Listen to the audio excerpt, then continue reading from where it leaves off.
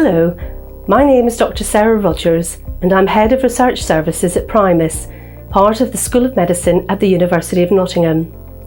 I've worked as a health services researcher for over 30 years and was part of the academic team that developed and tested a pharmacist-led, IT-based intervention to reduce medication errors known as PINCER.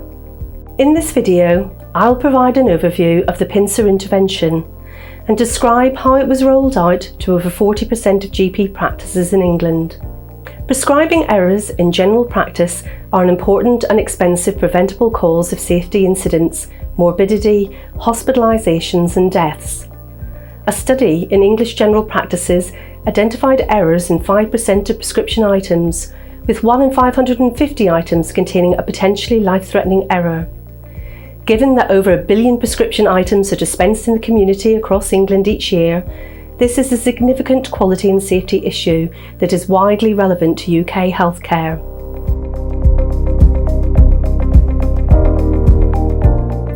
To address this issue, researchers at the Universities of Nottingham, Manchester and Edinburgh developed and tested PINCER, a pharmacist-led IT-based intervention which combines clinical audit and quality improvement methodology and educational outreach. The PINCER intervention has 3 core principles.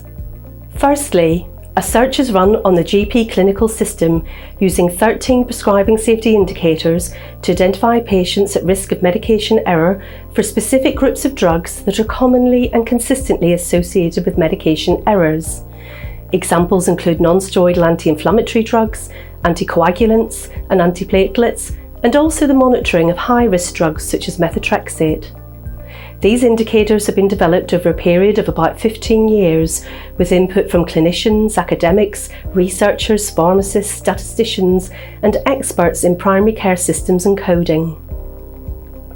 Secondly, primary care pharmacists who've been trained in the PINCER approach review the patients identified by the indicators. The pharmacist works out the probable causes behind each case by applying the principles of root cause analysis. These results are fed back to the practice using brief educational materials to highlight the potential risks with the practice team.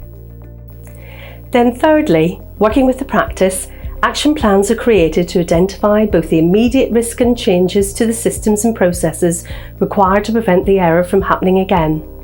The pharmacist then continues to work with the practice to implement these actions over a period of time.